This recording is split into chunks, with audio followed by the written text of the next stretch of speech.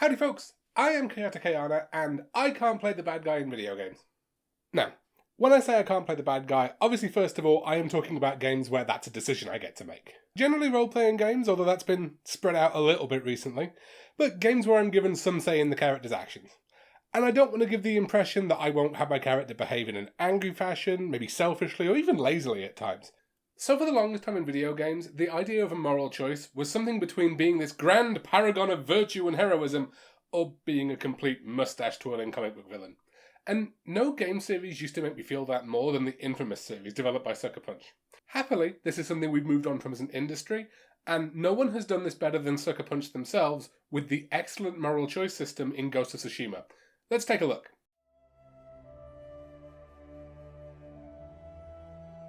So let's start by taking a look at where those binary moral choices went wrong. First off, unless you've written an incredibly divergent game, and to the best of my knowledge no one ever did this, pretty much everything in the game is going to have to be written around the concept that a character either made both or neither of those two choices. You can't write other characters' reactions well when you don't know if the player chooses to nurse the wounded kitten back to health or eat it.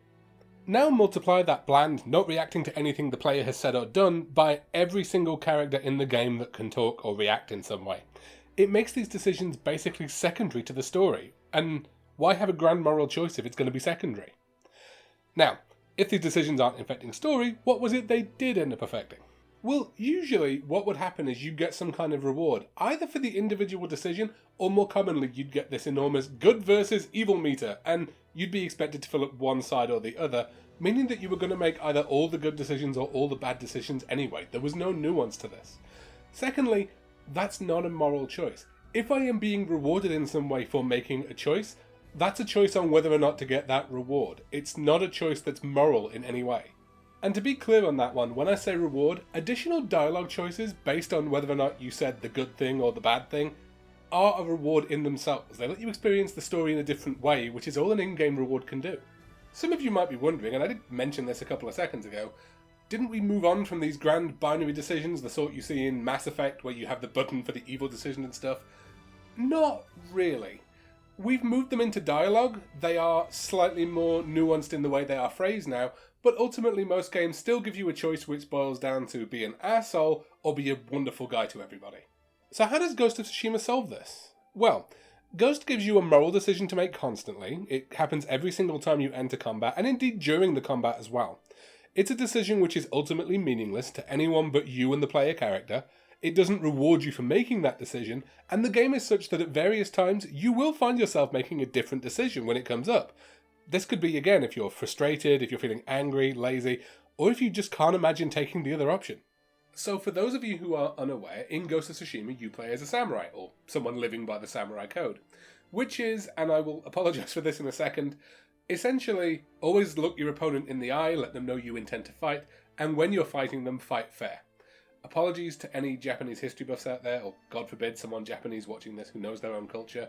That is an absolute bastardization of the samurai code. I'm just using that for brevity. Sorry about that. The game starts during the Mongol invasion of the island, and you are very quickly shown that the Mongol are not playing by the same rulebook that you and your army are.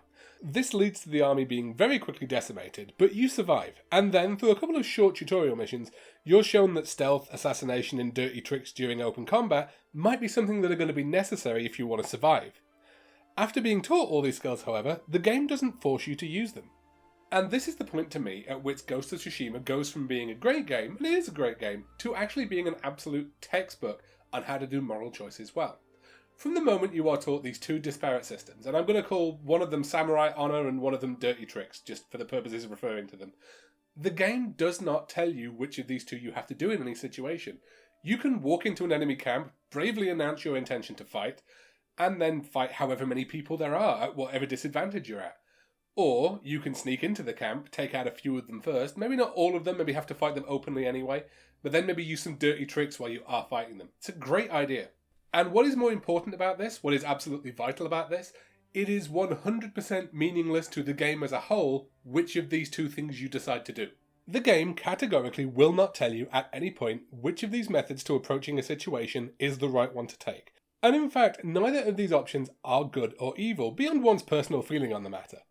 The game also doesn't provide any additional reward of any kind based on the method you decide to pick. So, do you react the same way to a dozen heavily armed guards as you do to, say, one guard with their back to you? What about two guards with their back to you, or even three? If you want to try and do these things keeping to that honourable samurai code, when do you feel that stops being an option? And that's what Ghost does so well. It explains to you at the start that there is this fine line between keeping your honour and doing all these honourable samurai code tactics, or the dirty tricks that sometimes you need to do just because you want to survive. I don't want to give the impression that the game just ignores what you're doing entirely, because it doesn't. It's kind of what the theme of the game is, and there are several prominent characters that have very strong opinions on what you should be doing.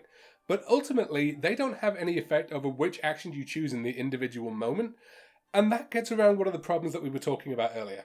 I said that one of the major issues with those binary decisions we used to have was that they used to have to write characters as though you'd done both of those decisions. Here's how this gets around this so cleverly. In Ghost of Tsushima, you will make both of those decisions. Multiple times. I mentioned earlier that I absolutely can't take the bad decisions in video games, right? Well, as I said, I don't think either of these options is necessarily bad in the traditional sense. But I did try my hardest to keep Jin to his samurai code, at least to start off with. I think the longest I managed without doing anything remotely suspect was about 45 minutes. The Mongol have totally overrun the island. They are extremely dangerous, combat is extremely punishing, and ultimately, it's not like anyone's really going to know if I stab this guy in the back. Not if I kill his mates as well. So, there is a bit of a flaw to this logic in that one of the things the game does, rather unfortunately in my opinion, is that it labels some weapons as ghost weapons, and ghost kind of becomes the game's code for when you're using those dirtier tactics. I'm not using it here because it causes confusion with the game's title, but that's what the game uses. But the game does not give you any actual opinion on whether those options are honourable or dishonourable. It still leaves you to make that choice, even though they are unfortunately labelled. So what about shooting this archer with an arrow before he can alert anybody? I mean, that's probably honourable, right? Because the bow isn't a ghost weapon, and he's got a bow as well, and he's got every much as chance of seeing me as I have seeing him. What about maybe throwing a smoke bomb? I mean, that is a ghost weapon, but I'm only using it to get away. I'm not going to kill anybody. That's probably fine too, right? It's these kinds of decisions that you're taking, time after time, whenever combat's happening. And it becomes this wonderful overall pattern of where your loyalties lie, much more than any kind of binary choice where you just decide to be good or evil. Now, I'm starting to get to the point of being somewhere between gushing and just repeating myself, so let's sum up. Moral choices in video games have been sort of stuck between the paradox that moral choices actually have in real life for the longest time. A moral choice has to be something which is meaningless but also impactful. It has to be something where people have opinions but probably aren't going to intervene in any way. It has to be a decision you make over and over and over again. There has to be a pattern of morality there somewhere. But also, and very importantly, there have to be times when you're not your best self, either because you're tired or feeling lazy or angry about something, maybe even something else, and you don't make the right decision. That's something which is really important. You can't have a moral decision if there's no way in hell you'd ever make the other choice. I have genuinely not seen a better system than the one Ghost uses for a long, long time, and honestly, in terms of video games, I don't think I'm going to for a long time either. It's fantastic. Give it a whirl.